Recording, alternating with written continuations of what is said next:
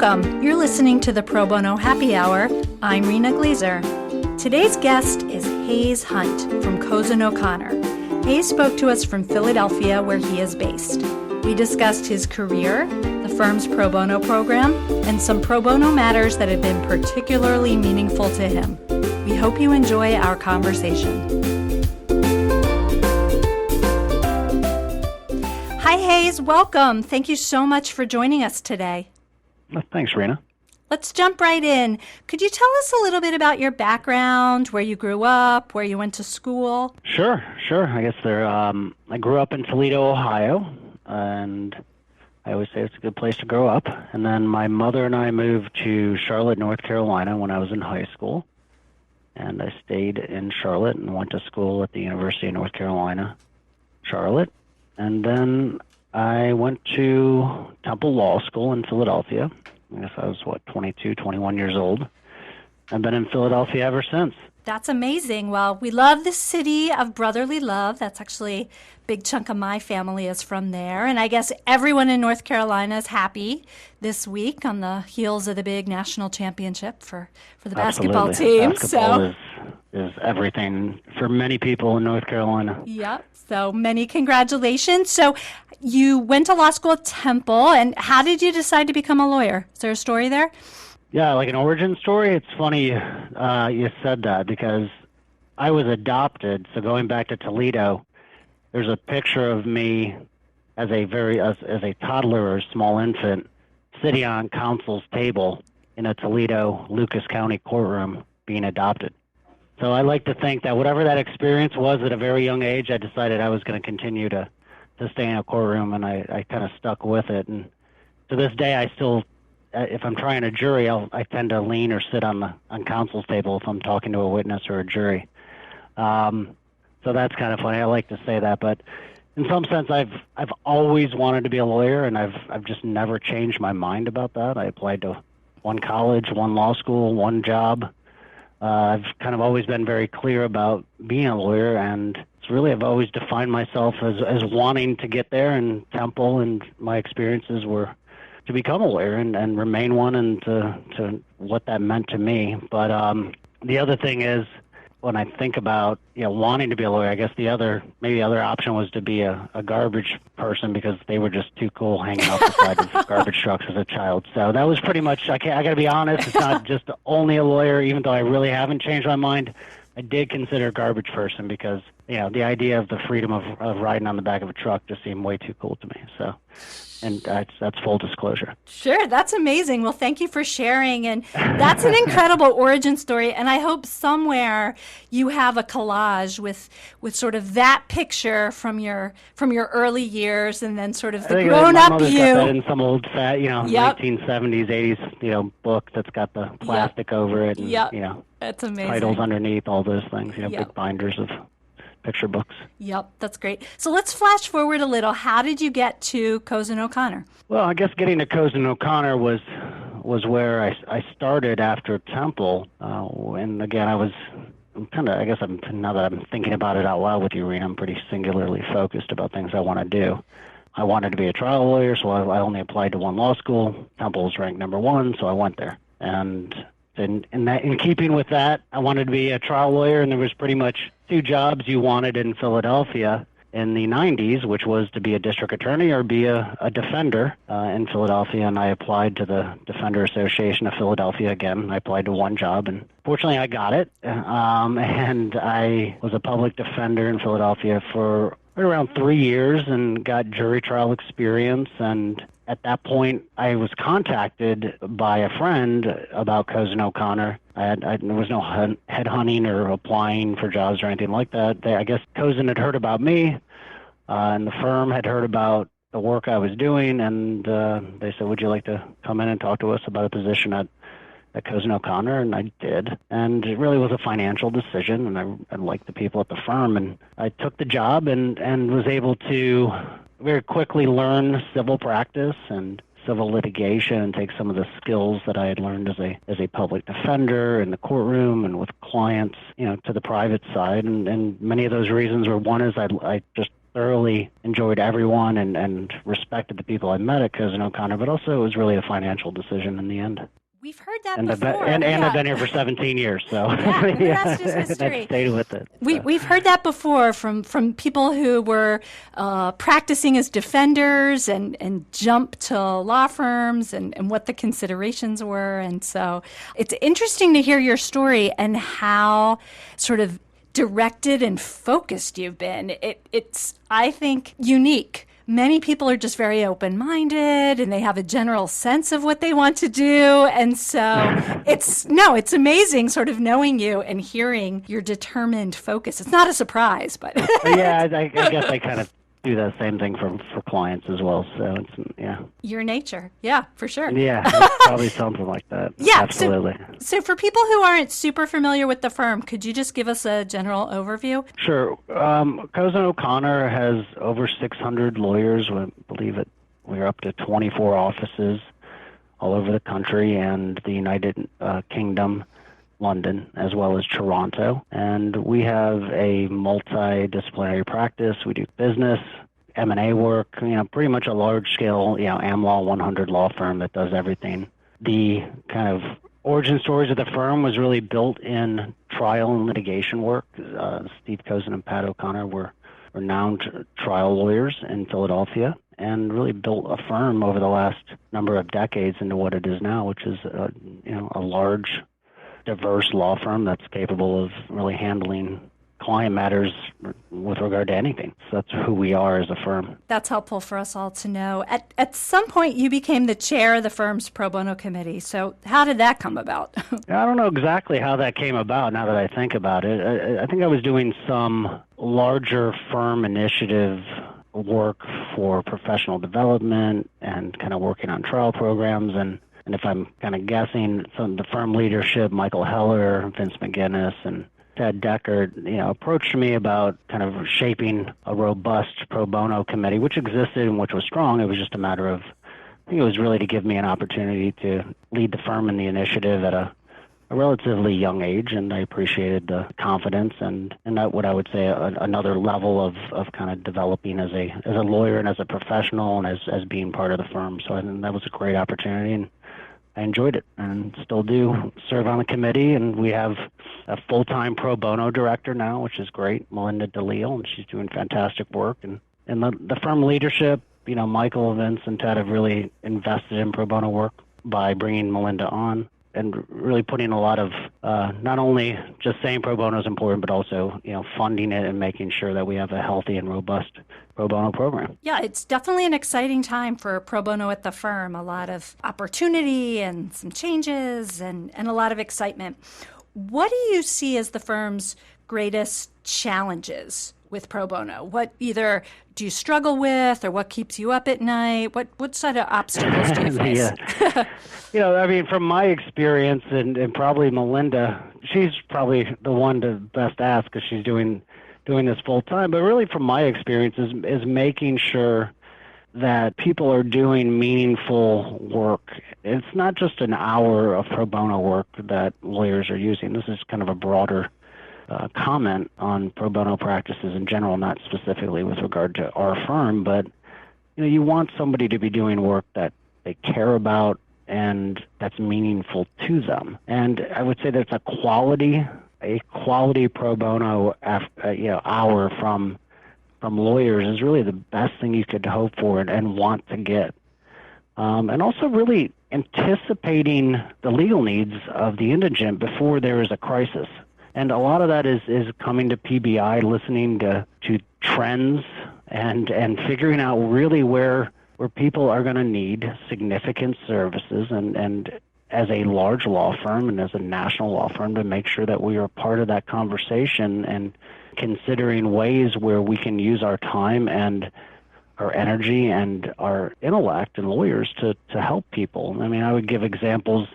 When I was at the PBI many years ago, that I heard about veteran services and veterans homelessness and needs, and brought that back to the firm, created COVET, and really made a point of dealing with VA benefits and really getting involved because it was something that was meaningful to us, but we also were able to see the future trend of that need And so we were able to get 36 lawyers certified to do VA benefits work, and we really put our shoulders into it.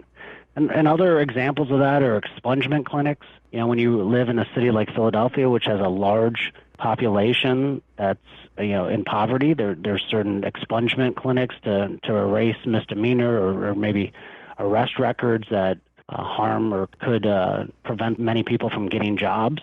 We contributed to that. We're part of a clinic with the expungement clinics. And then also, you know, when you have cities that have a lot of tangled title issues, and we're working with Chubb and in-house counsel on a wonderful partnership to make sure that people that are in property or trying to understand, you know, their title issues and concerns, and it's a very important legal need, especially in a city that's gentrifying and expanding, and people are trying to sell and be involved in really using their property in considerations of being able to be a little more flexible with assets that they have, you know, I mean, certain assets, or just figuring out whether or not they're entitled to be in the house that, you know, they've been in for 40 or 50 years. And so those are the kinds of things that I wouldn't say keep me up at night, because I know Melinda and our firm are going to be fine, but there's things that I want, or at least consider, to make sure we're always involved at an early point in time, and not when it's too late or when it's already become a huge issue, and certain things could have been resolved early, or we could contribute to, I would say, the knowledge, the understanding, and the legal work, which would help others learn how to handle these situations and what I would consider large needs of poor populations. I really like this idea of being proactive and getting in sort of early, because I feel like so much of our work these days is super reactive given what's going on in the world. And I think the pro bono and access to justice community feels a little under siege. So it's nice to think about being strategic, to sort of anticipate problems and to plan, to be thoughtful on that front. Can I follow up on a couple things you mentioned? Because I think people are interested in hearing a little bit more before we switch gears. Sure. Could you tell us a little bit more about the co-vets and the program and the type of work you do? This is the Veterans Initiative you mentioned. Yeah, what we really wanted to do was say, look, when there are needs of veterans, let's create a large umbrella of co-vet, because we were doing a lot of different pro bono work for a lot of different veterans. We worked with the Homeless Advocacy Project and Michael Taub in Philadelphia, and you know, we realized that there were, as part of going to the clinics and going to the homeless center with Michael, that there were a lot of veterans there that could receive benefits and really help them. We're talking about medical benefits and benefits that would provide them income for housing. And Dan Lucaro, Chris Boyle, a lot of wonderful lawyers at our firm really took that initiative, and it's been so meaningful to them. And we have received incredible results for a lot of our pro bono clients. And really, you're talking about changing somebody from being homeless to getting their medical needs, to getting psychological services, to getting income and getting housing. That's a meaningful hour, I can tell you. Those are meaningful hours that are well spent. And frankly, from a professional and personal satisfaction, the lawyers that we've been involved with helping veterans couldn't feel more fulfilled. And that's just one example. So what we've done is kind of tried to say, look, if you're doing veterans work, put it under co-vet, and let's talk and let's make sure we're identifying those broader needs, including dealing with the VA administration and whatever else it may be. And so we've been able to do a lot of that work, frankly, when we went to the PBI annual meeting, and we heard that it was going to be a big issue and people needed help. So that was our response. Great, and thank you for the plug. That was not planned, so thank you for that. It wasn't. You know, not my first time at the rodeo. So you talked a little bit about, you know, we talked about veterans, we talked about Tangled Title, which is a really well-known project and need in Philadelphia. You've been in Philly for a long time, since you rolled in to go to law school. How would you describe the pro bono and access to justice landscape in the city? Well, it's interesting you said that, because what I realized going to the annual meeting and hearing from other cities is that at one level, Philadelphia has an incredibly strong legal community that is devoted to pro bono work. And the nonprofits that exist, like Philly VIP, Community Legal Services, the Senior Law Center, and I'm missing hundreds of people that wish I could to acknowledge that do work. But Philadelphia really has a lot of people devoted to these issues, and private law firms like Cozen OConnor and many others, we are doing the work. And what I realize is that in many other places, there's just a big gap. And I don't know if that's just a historical. I've been here for almost 25 years, but Philadelphia, as a model, is a community, and there's a civic pride in taking on difficult legal matters from basically as Philadelphia lawyers, and the people that are doing nonprofit work in the DA's office, in the Defenders Association, and across the board do very, very good work. So in some sense, as a community, I think it's a very healthy and in some ways a strong community that's dedicated to helping and resolving, maybe not resolving, but certainly helping and again, putting their shoulder into serving our community. And there's a bit of civic pride from lawyers and our law firms, especially at Cozen OConnor and many others, that we're going to help. And the judiciary contacts us, the judiciary identifies a problem, and as a group of lawyers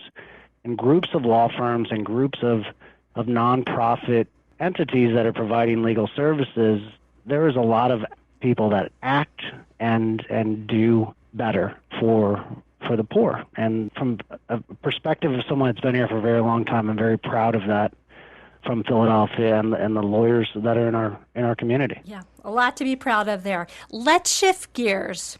Sure. Could you tell us about Tyrone Jones? I can. I could probably talk to you about Tyrone Jones for the next 12 hours. But Tyrone Jones, I had the privilege of representing because I was contacted by Marissa Bluestein and Neelam Sanjeev and Richard Glazer of the Pennsylvania Innocence Project. And they called and said, would you be interested in taking an innocence case? And our firm responded, as we do so many times, and said yes. And what happened was, while we were fighting for substantial and significant issues with regard to Tyrone's conviction, Miller versus Alabama came down and essentially said that he had an illegal sentence, which was life without parole in Pennsylvania for a conviction that occurred in the 70s. And so at that point, we really took two parallel routes, which is one, to continue fighting for his innocence, which we will never give up on, and we're still working on some parts of that. But the other was to say, he needs to be released. And so talk about anticipating an event horizon. The minute Miller came down, we decided to start working on what we expected to be, and ultimately happened, which was that it would be found to be retroactive and apply to Tyrone. So there was a lot. We started building out a reentry plan, a mitigation package, and really contacting the Philadelphia District Attorney's Office, which was very open-minded in many senses about Tyrone's case, even before there was a legal door that opened to have him paroled. So at the time that Montgomery versus Louisiana came down, I guess it's almost a year ago, I guess late January of 2016, within 24 hours, we were already in motion with the district attorney saying, hey, we have the plan, we have the people, we have all the criteria under Miller, and it's retroactive.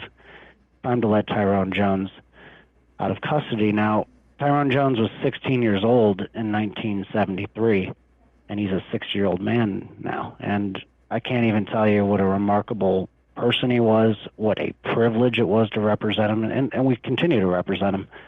So we really, when I talked about kind of anticipating the future trend, we were really on the edge of that nationally, of trying to understand exactly what the legal remedies would be for Tyrone as a juvenile life without parole petitioner. And ultimately, he was one of the first individuals released from custody in the United States.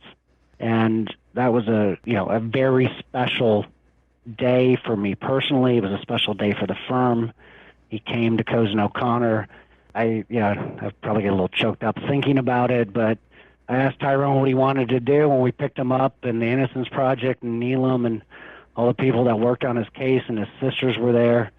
And we picked him up about 3 hours north of here. And he reminded me that he said, Hayes, you promised one day you would walk me out of here. And I said, Tyrone, I tend to keep my promises, but, I always teach students, don't make promises that you can't keep. It was really a remarkable day. And I said, where do you want to go? I mean, you got to understand, Tyrone had never seen the ocean. He had never driven a car. I mean, he was a 16-year-old boy, and he was a remarkable man who had done everything in custody. He has electrical license, he has a plumbing license, he has every degree, every certificate you could have ever asked for. And he said, I want to thank the people that helped me. I want to go to Cozen OConnor and go to the law firm. And that's what we did. So before he got his full welcome home with the family was in Philadelphia at our law firm waiting for him. And to say there was a lot of tears shed would be an understatement. And everybody at Cozen OConnor came out, and there was a lot of hugs, and really to let him know that, and his sisters were there. They had cooked all kinds of food. They didn't, believe me, they did not want catering. They were going to feed their brother. It was just a beautiful day for him as an innocent man, but also somebody that just got legal relief and never really gave up hope. And I'll never forget it. Talk about the highlight of professional and personal satisfaction. I can say that was up there after working on the case for over 6 years with the Innocence Project, to see Tyrone a free man in some sense, and to watch him go through that process the entire day. What do you think about him helped him cultivate and maintain hope over all those decades? When I think about this, I remember at his resentencing, I sat down with his sisters and I said, the reason we're here is because the Pennsylvania Innocence Project and Marissa, Neelam, and Richard said yes to your brother's letter. And that's why we're here today. Because Tyrone, when he heard that Pennsylvania was opening up an Innocence Project, wrote a letter. And there was a strength of character that is unmatched in Tyrone. He has his religion, and frankly, he went about his business every day committed to improving himself. So if they said, we're going to have this class, he would take it. And he never got angry, and he never lost hope, and he always knew he was innocent. And, there's something to be said for that, how remarkable the human spirit can be. And so I think it's, and frankly, what the biggest part of that was, and shame on me for not saying it first, but his sisters never gave up on him. His family never gave up on him. They came. His sisters would drive from North Carolina through the night to go see him, and then drive back on a Sunday through the night. I mean, these are beautiful women who absolutely would not leave their brother's side, and they never gave up on him, and so he never had to give up. And that family and that love, I think, was without question, and no doubt in my mind, meant everything to him, and still does. It's really inspiring, and there's so many heroes in this story. Thank you for sharing. Do you have any advice or? Yeah, there's only one hero in the story. Well, there's two. It's either the Pennsylvania Innocence Project or Tyrone Jones. And his family, for sure. And do you have any sort of words of advice or guidance or wisdom for people who may be interested in taking on and helping these juvenile lifers?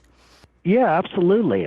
Don't be concerned that it might be a criminal practice that you're unfamiliar with. There are so many resources out there. I know the materials in the Tyrone Jones case because Tyrone immediately wanted to help others.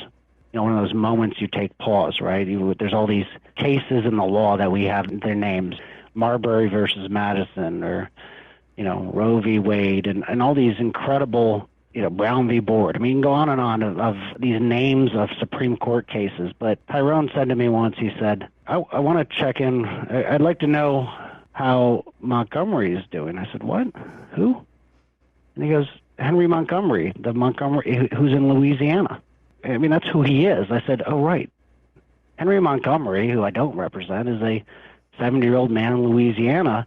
And to our conversation earlier, which is, it's my understanding that he has not been resentenced by any court in Louisiana. And so he, got that relief and is still sitting in Louisiana with an illegal sentence, according to the Supreme Court, but no one's done anything about it. And the advice is that there are those people sitting out there that really need legal help and really just need somebody to to be responsive to them and for that consideration. And the advice is you're going to get a new sentence, you're going to go to court, and the work's been done. Many, nonprofits have done the work. Many law firms have done the work like us, and we will share that information, and people will talk, and there'll be dialogue, because that's really part of what the PBI really contributes to, which is dialogue across the nation between public and private in-house counsel, and to make sure that everyone is going to be secure in the representation. So don't be concerned that it sounds like criminal law. You're used to dealing with mergers and acquisitions. You're not used to going to court, or it sounds like it's too far afield from you. There are a lot of people that could use your help, and frankly, there are a lot of people that will help you with that representation. So my advice would be to, if you're reluctant or if you're considering it, don't be afraid and move forward and say yes. And most firms have, to be honest with you. And the Jones materials are, I believe, on the PBI website now. And there's a lot of people out there willing to help, including Cozen OConnor. Yeah, absolutely. If people are interested, just contact us and we can hook you up with those materials. No problem. So, Hayes, Great. While we're on the advice front, you've spent a lot of time teaching, mentoring, and training the next generation of trial lawyers at Temple, at the firm. What advice do you have for law students and lawyers who are just starting their careers? Generally? Generally. Yeah. Or specifically, but yeah. The biggest choice you can make is really determining what your debt load is coming out of law school. And if you have the financial ability to, as a younger lawyer, join the private sector or join the public sector, then don't let, I would say, salary be the only driving factor.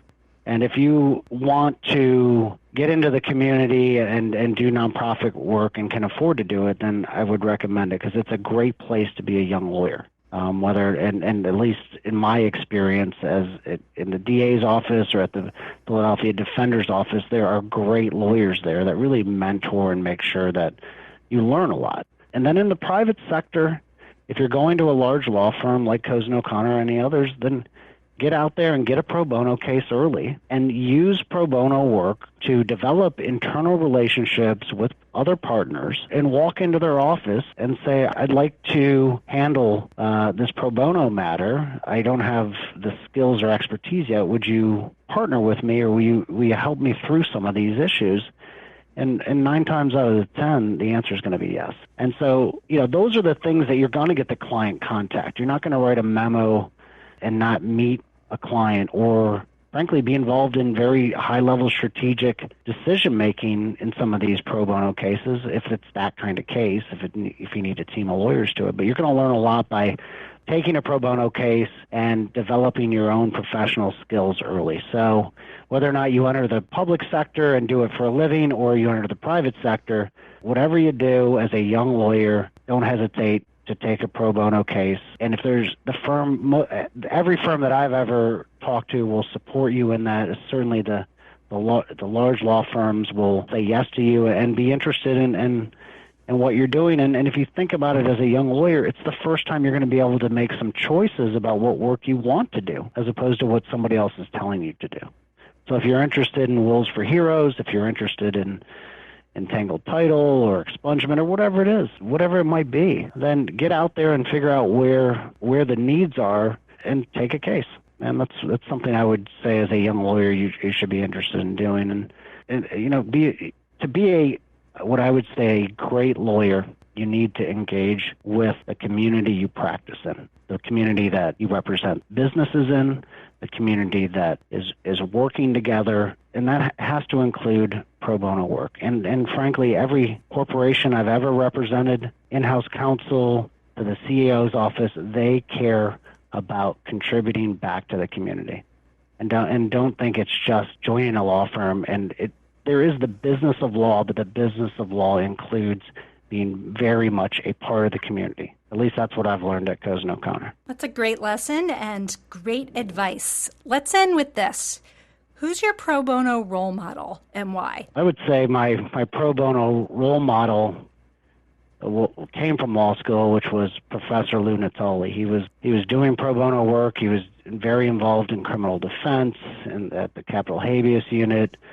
And when I was a third-year law student, I had the opportunity to go to, it wasn't a pro bono case, but it was a first-degree murder trial related to a Philadelphia mafia case. And Lou Natali was an ex-Philadelphia defender, great trial lawyer. So in many ways, I was very impressionable at Temple, and I certainly admired him and the pro bono work that he did as a professor. And that's kind of where it started. I just was, wide-eyed with the kind of things that he would do. And so it's definitely Lou Natali, and since then I've seen some remarkable people at Cozen OConnor that have done great work. So, it's always continued. Well, your work, I'm sure, has made him very proud. So, Hayes, thank you so much for talking with me today. It was fun, as talking with you always is. All right, thanks, Rita. Thank you. Thank you so much to Hayes for making the time to be with us. New and archived episodes of the podcast can be found on iTunes and YouTube. Be sure to subscribe if you haven't already. And please take a moment to leave an iTunes review. It's quick and easy to do. We'd appreciate the feedback, and it would help make it easier for other listeners to find the show and expand the conversation about pro bono and access to justice. To learn more about PBI, you can find us on the web at probonoinst.org. We'd love to hear from you. Send your comments, feedback, and suggestions to probonoinst.org. Thanks for listening, and we'll see you next time on the Pro Bono Happy Hour.